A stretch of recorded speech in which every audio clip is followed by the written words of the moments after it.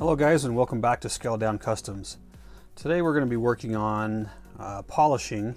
Every time I clear coat anything, I always get dust in it. I don't have a sterile spray booth, so there's going to be dust in everything I do. So I'll try to move that around a little bit. You can see there's going to be some pretty good dust spots in there that I'm going to want to get out. So to do that, we'll be using some different things today. I'll be using some wet dry sandpaper. This is basically automotive grade wet dry sandpaper, 3000 grit, 2500 grit. I'll probably mostly be sticking with my 3000 grit.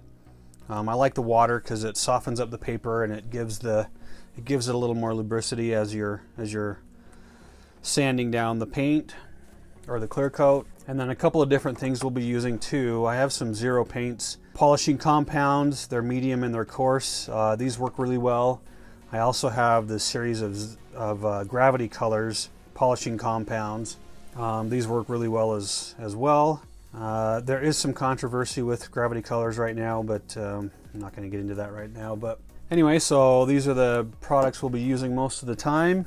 And then just some polishing cloths, some microfiber polishing cloths that I'll be using as well. So let's get to work.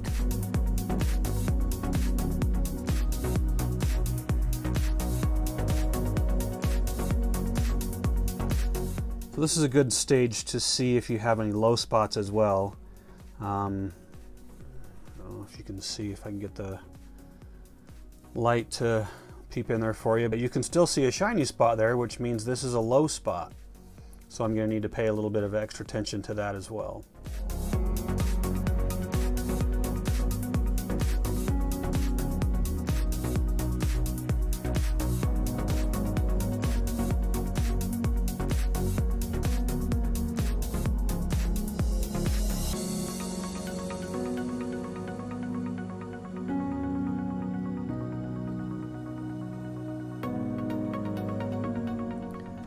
Alright, we've got her all wet sanded down on my imperfections and dust spots. Nice dull finish on there.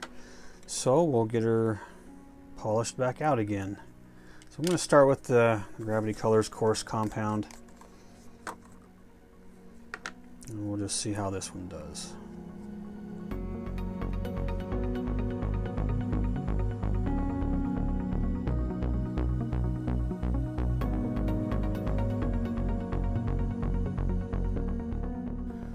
It's looking pretty good, looking pretty effective, so I think I'll stick with that.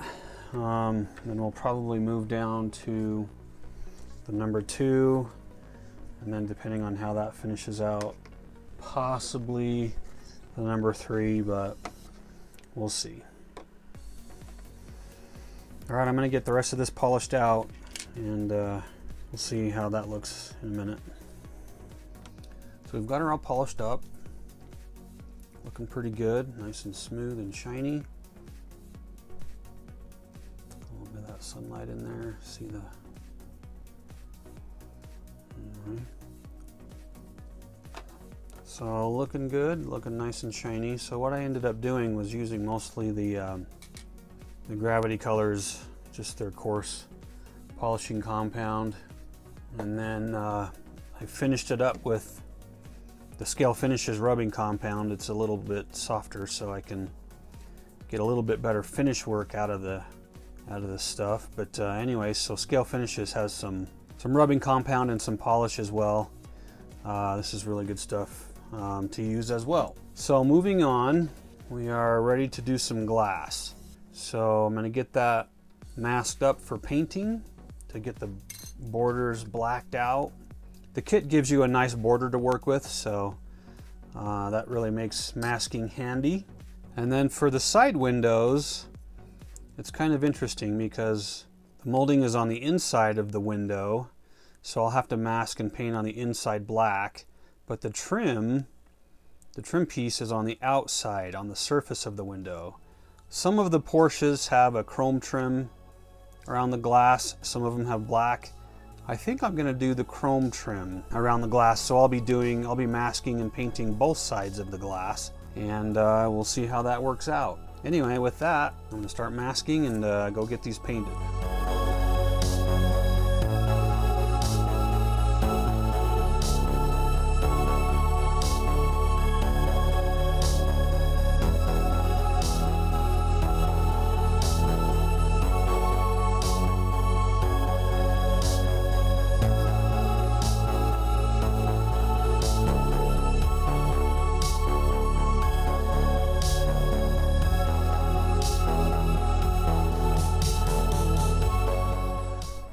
Got the windows sprayed off. I just used just Tamiya black. It's their shiny gloss black. Thinned down a little bit for the airbrush. And sprayed that on. Alright, let's see if we can get this masking carefully removed and see how we did. And let this dry up.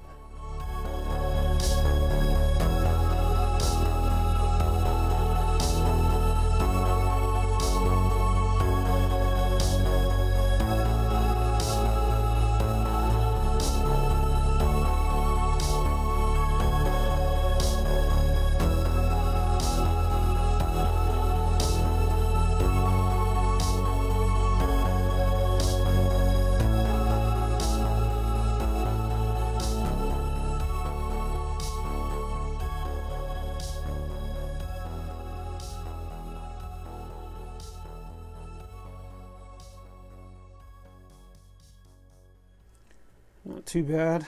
Little cleanup I'm going to need to do. I've got some scratches and stuff and just some tape residue I'll need to clean off the glass, but overall that looks pretty good, and then we'll get the trim around there and we'll be ready to install it. Alright, so I'm trying to figure out how I'm going to get the chrome on these window trim. Thought about doing bare metal foil. The thing about bare metal foil is it'll get a sticky residue on the glass, which you'll have to clean off, no big deal. The other method I thought about was doing the Maltol pen. The thing about this is if you handle it too much, it'll actually rub off, but it shouldn't be on a spot where we're going to be handling the car too much. So I think I might try the pen today, so we'll see how this goes.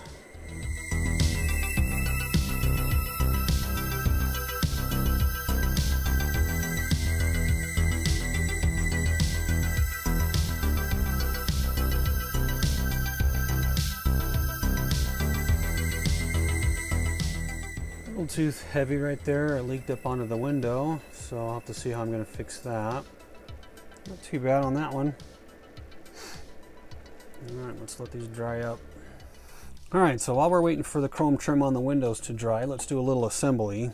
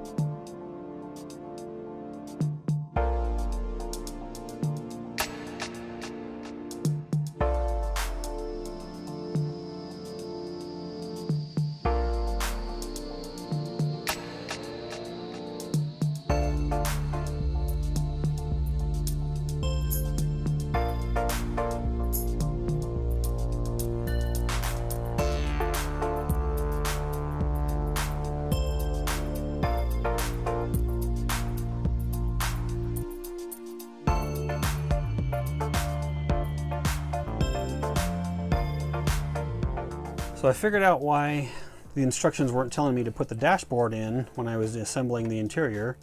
It's because the instructions are telling you to put the dashboard in first, then put the interior in. So, of course, like I said, I like to do things the hard way, so we'll see if I can get this to work this way instead.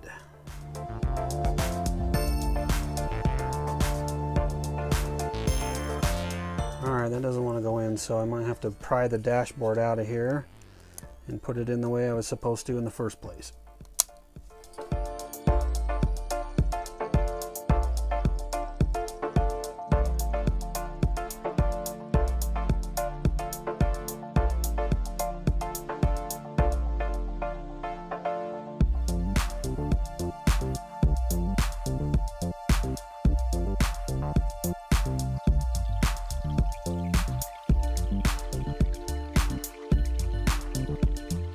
Very nice. That hood actually fits really, really well. All right, now let's see if we can get this other thing in.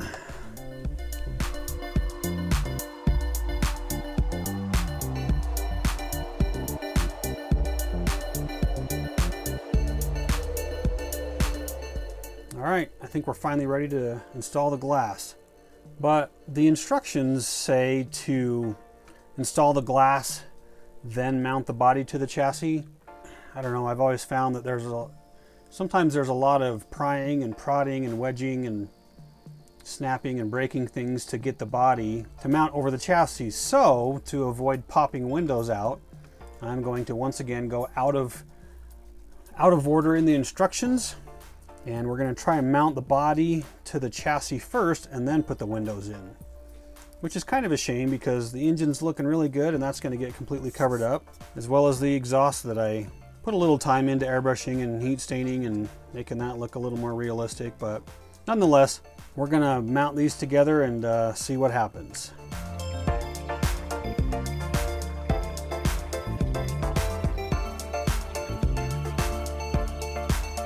Wow, that fits in there surprisingly well with minimal prying and prodding.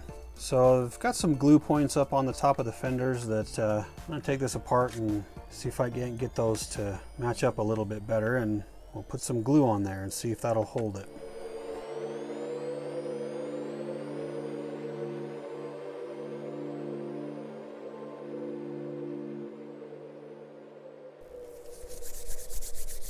Make sure I don't have any glue on my gloves, which you know I like to do.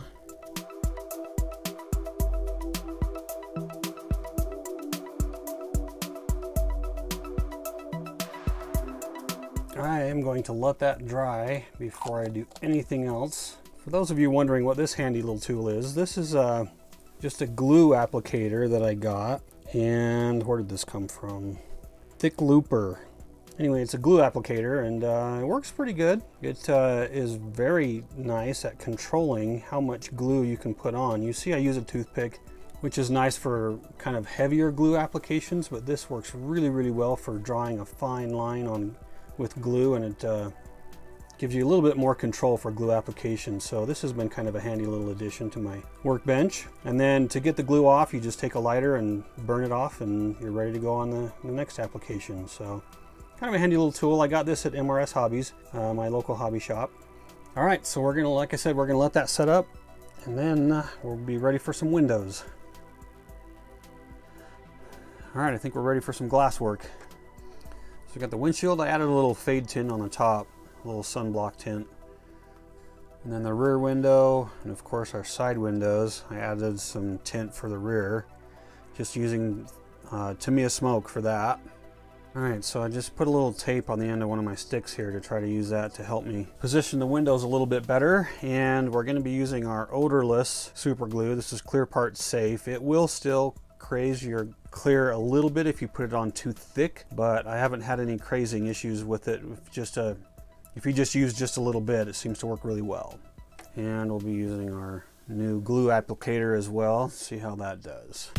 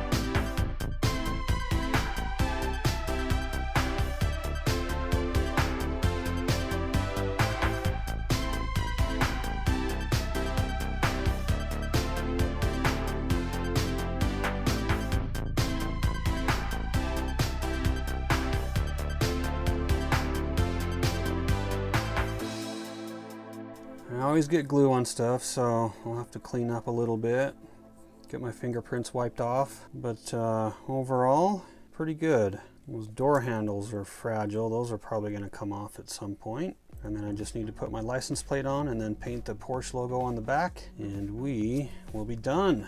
So for the final photo shoot, I'll get those other things taken care of, and then we'll get the photo shoot done. Thanks for watching, guys. If you like this stuff and you want to see some more, make sure you subscribe. That just lets me know that you guys are interested and want to keep seeing stuff like this. Thanks for watching. Appreciate your support.